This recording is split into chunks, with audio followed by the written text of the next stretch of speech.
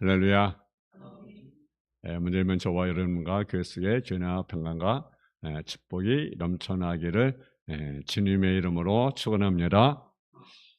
오늘 어버이주를 맞아요. 오늘 잠언서 15장 20절 말씀 가지고 어부에게 순종하라는 제목의 말씀을 가지고 말씀을 전하겠습니다. 누군가 여러 말을 했습니다. 자신의 부모를 삼지를 모르는 자는 친구로 삼지 말라. 그런 자는 인간의 첫걸음을 벗어났기 때문에 그렇습니다. 맞는 말입니다. 부모란 인간의 근본에 해당합니다. 왜냐하면 그분으로부터 내가 나왔기 때문입니다. 그렇기 때문에 부모를 모르는 사람은 자신을 모르는 사람이고, 자신을 모르니 아무것도 모르는 사람입니다.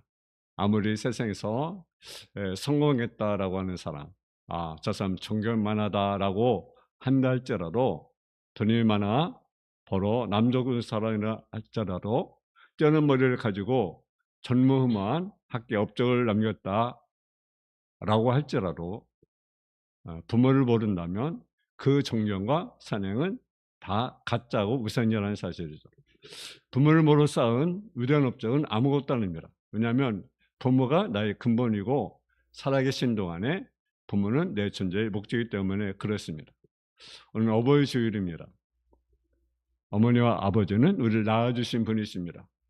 우리를 키워주신 분이십니다. 어린 시절부터 세밀하게 간섭하시고 우리가 잘 되기를 애써주신 분이십니다. 좀 커서 우리를 위하여 염려하시며 훈계하시고, 또 용돈을 부족하면 더 지급하여 안타까워하셨습니다. 그리고 우리가 자랐고 사회 일원이 되게 하셨습니다.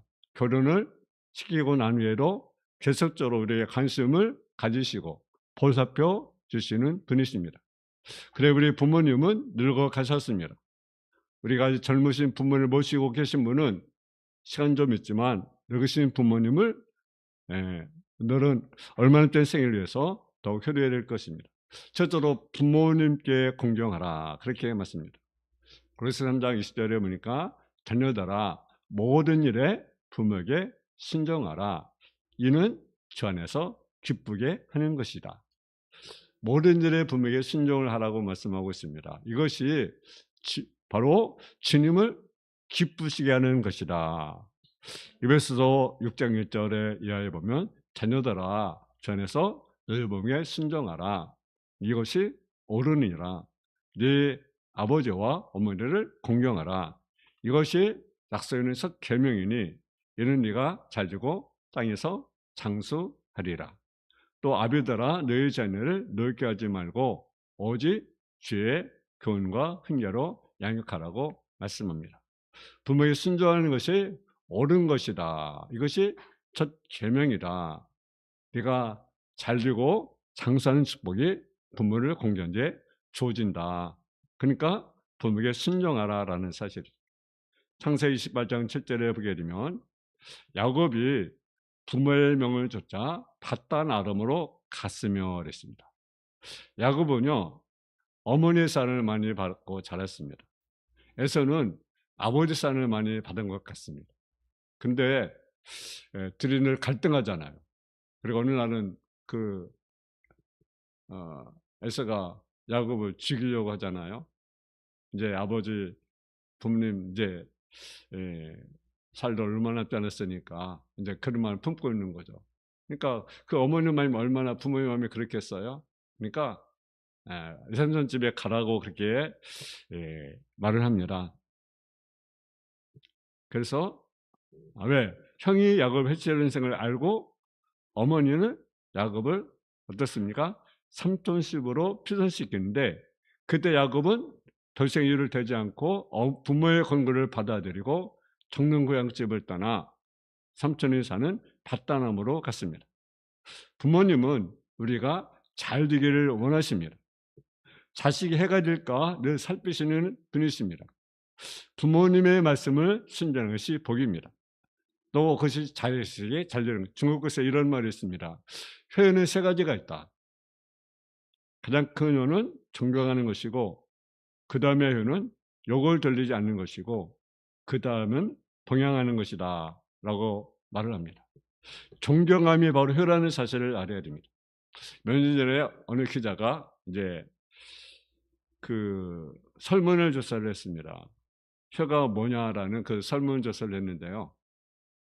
그 중에 60%가 부모를 속상하게 하지 않는 것이 효다. 그렇게 이야기했습니다. 또 6.2%는 그저 극진히 대접하는 것이 효다.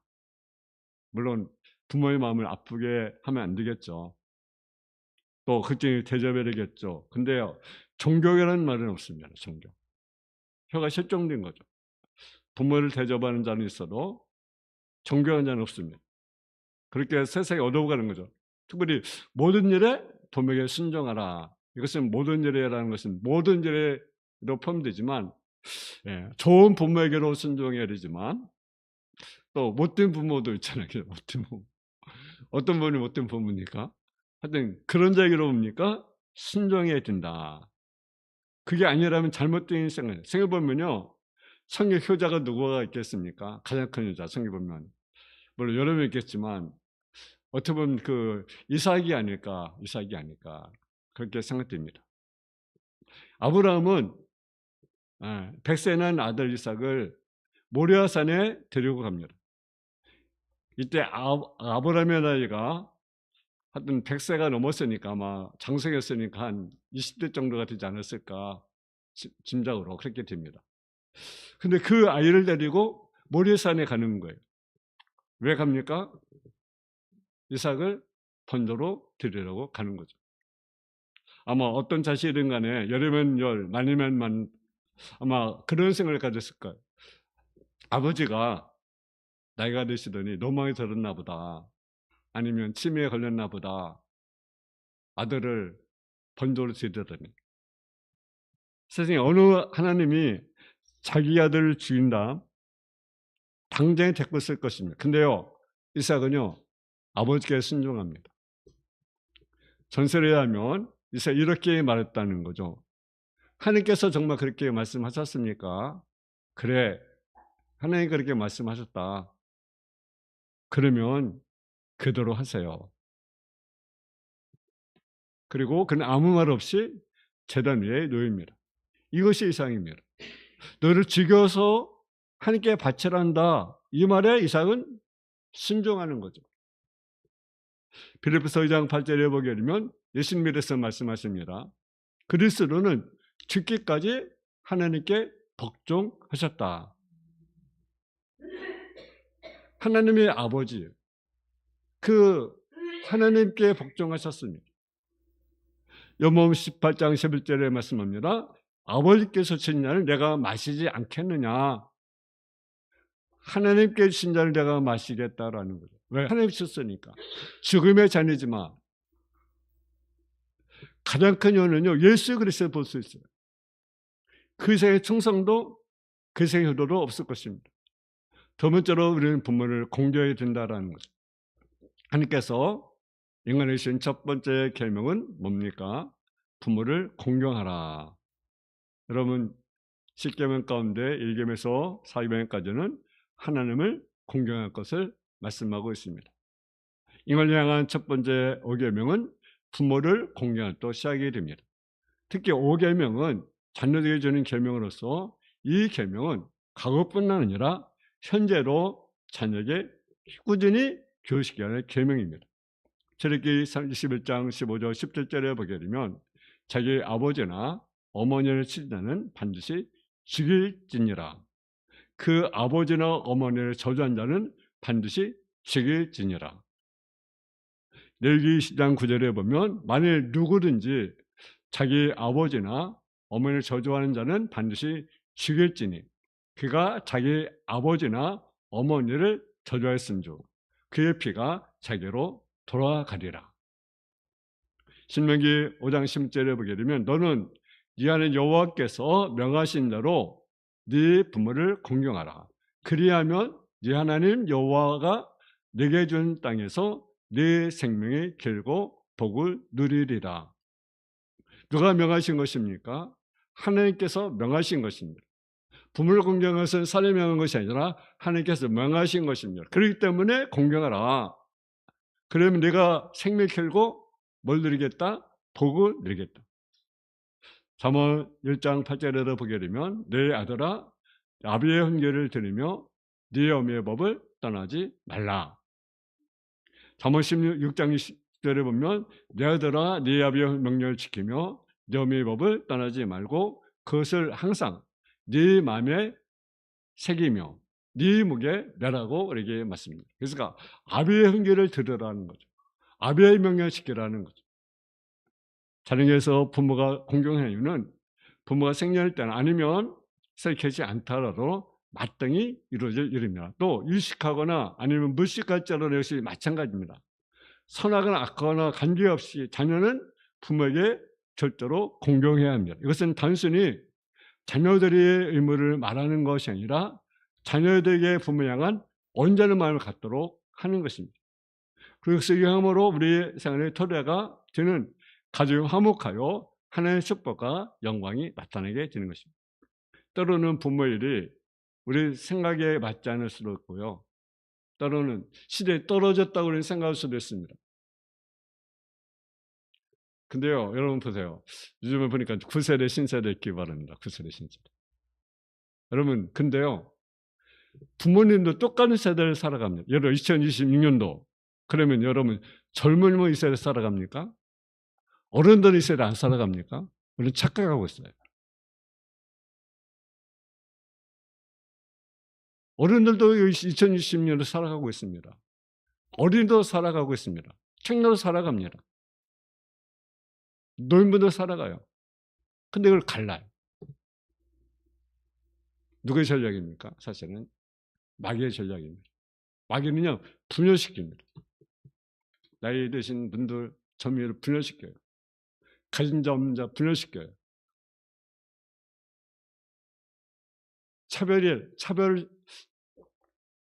차별화시키는 거죠. 분열시키는 거죠. 우리는 석재해야 됩니다.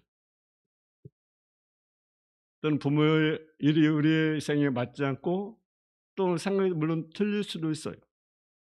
그래서 부모의 마음을 이해 못하는 경우도 있습니다.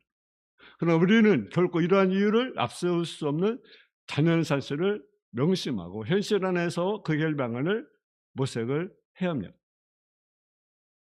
우리는 할 수 있는 최선을 다해서 부모를 공경해야 되는 거예요. 우리 집에 자신의 일에 최선을 다하면서도 바쁘는 일로 우리가 소홀히 한 게 없지 않습니다.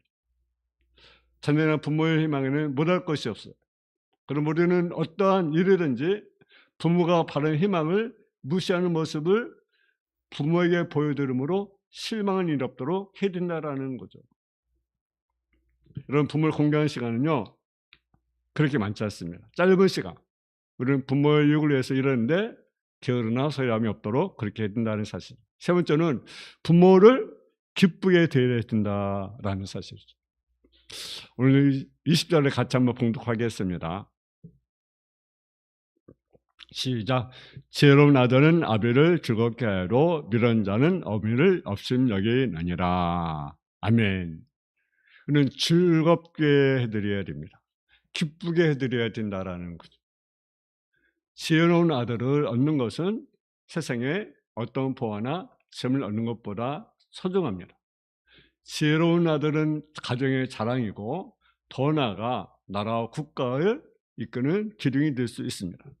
그러면 지혜로운 자는 신앙으로 자라는 지혜로운 아들로 인해서 더 큰 기쁨과 자랑을 삼는 것입니다. 오늘 본문은 지혜로운 아들은 아비를 즐겁게 하여 미련한 자는 어미를 어심 여기느니라. 부모를 기쁘게 하는 것은 때를 따라 사랑을 표시하는 것이고요. 부모의 은혜를 보답하는 것입니다. 그래서 자녀 지혜로워야 한다라는 것. 지혜로운 자녀로 인해서 부모님을 기쁘게 할 수 있기 때문에 그렇습니다. 또는 부모를 난처하게 하는 일들이 없다는데요. 그런 일에 빠질 없도록 해야 됩니다. 저는 부모에게 영화스러운 결실이 되어질 때 그 부모를 공경한다고 평가받을 수가 있는 것입니다. 그러나 부모의 수치되고 그분을 낭창한 입자에 빠져 있는 결코 용납될 수가 없습니다. 우리는 인생의 항으로 접어드는 부모를 위하여 평강을 위한 일에 우리들의 세심한 주의를 기울여야 된다는 사실이죠. 또 하나 부모를 우리가 사랑하고 우리가 돌봐야 된다는 것. 창세기 46장 30절에 보게 되면 요셉이 그의 쇠를 갖추고 고세로 올라가서 그의 아버지 이스라엘을 맞으며 그에게 보이고 그의 목을 어긋맞고 안고 얼마때 울매 이스라엘이 요셉에게 이르되 네가 지금까지 살아있고 내가 네 얼굴을 보았으니 지금 적어도 조카로라. 여러분 요셉이 야곱이 요셉을 열었어요. 왜 열었습니까? 형들이 팔아넘긴 거죠. 팔아넘긴 거죠. 자기 동생을 팔아넘긴 거죠. 그리고 짐승 찢겨 죽였다고 그렇게 거짓말시킨 거죠. 그러니까 그 아버지의 마음이 얼마나 그 가슴이 아프겠습니까? 가장 사랑하는 아들이었는데,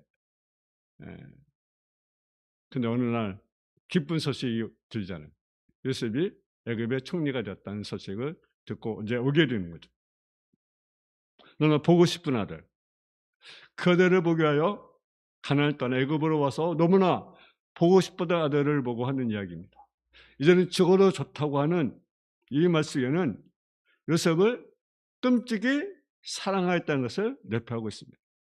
부모님의 자식의 사랑은요, 끝이 없는 거죠. 세상에 일어나야 끝이 나는 거죠. 근데 우리는 어떻습니까? 쉽게 부모님의 은혜를 우리가 잃어버릴 때가 너무나 많이 있습니다. 창세기 45장 9절 10절에 보게 되면 당신들은 속히 아버지께로 올라가서 아뢰기를 아버지 아들 요셉의 말에 하나님이 나를 애굽의 전거주로 세우셨으니 지체 말고 내게로 오사 아버지 아들들과 아버지의 손자들과 아버지의 양과 소와 모든 소유가 고센 땅에 머물며 나와 가깝게 하소서. 흉년이 아직 5해가 있으니 내가 거기서 아버지를 본향하리이다. 아버지와 아버지의 가족과 아버지에게 속한 모든 사람에게 부족함이 없도록 하겠나이다 하더라. 우리 부모는 어릴 때나 성장기 있을 때 우리를 도와주시고 지켜주시고 키워주셨습니다. 근데 이제 부모님이 나이가 드시면 이제 힘이 없으시고 수입이 없으시고 수입이 거의 없죠. 그래서 우리는 그들을 우리가 살펴야 할 책임이 있다는 사실을 우리가 기억해야 합니다. 부모를 돌보지 않는 자는 두려움하시만 자라고 볼 수가 있습니다. 내가 세상에 난 것도 내가 이만큼 사는 것도 사실 부모님의 은혜인데 이제 부모님이 없다고 힘이 없다고 해서 홀대하거나 무관심해서는 안 된다는 사실이죠. 그런 잠언에 뭐라고 말씀하고 있습니까? 잠언 30절 17절에 보면 아비를 조롱하고 어미를 신중하기를 싫어하는 자의 눈은 꼴짝에 까매게 쫄리고 독수리에게 먹히리라. 맞아요. 부모님의 늘 보답에 든다라는 거죠. 디모데서 5장 4절에 보게 되면 만일 어떤 가족에게 자녀나 손자가 있거든 그를 먼저 자기 집에서 혀를 행하여 부모에게 보답하기를 배우게 하라. 이것이 하느님 앞에서 바르실 만한 것이니 자식이 부모를 공경하는 것은 옛나라 지임이나 지극히 당연한 고 아름다운 모습입니다. 초대교회 당시 많은 가부들이 자녀들을 두고 있었습니다. 심지어는 그 가부된 사람들이 이제 손자까지 이렇게 두고 이렇게 사는 경우가 없지 않았습니다. 그럼 얼마나 힘들겠습니까? 혼자 몸으로 자녀를 돌봐야 되고 또 혼자 몸으로 또 손자까지 손녀까지 돌봐야 할 입장 얼마나 힘들겠습니까? 그렇잖아요. 이런 시점에서 바울은 교회가 할 일에 대해서 교훈하고 있는 바 자식들은 부모의 효를 행하여 부모에게 보답할 수 있도록 가르치라는 거죠. 자녀가 가버린 어머니를 먼저 가정에서 공경하는 것이 당연함에도 불구하고 그런 일이 이루어지지 않는다는 사실에 우리는 주목해야 합니다. 그리고 교회는 이런 일이 실천할 수 있도록 자녀를 권면함으로 자녀가 부모를 공경하는 풍토가 저절로 해야 된다는 사실. 그것은 교회가 해야 할 일이라는 사실이죠. 여러분 오늘 우리가 부모를 공경하라는 말씀을 우리가 들었습니다. 여러분들 신앙시에 거룩하려는 것이 있었습니다. 거룩함. 그것만 하면 부모를 공경하지 않아도 된다. 여러분 잘못된 것이죠. 여러분, 부모를 공경하는 것은 부모님을 기뻐하는 것일 뿐가 아니라 하나님을 기뻐하는 일이라 말씀하고 있습니다. 이것은 옳은 일이다.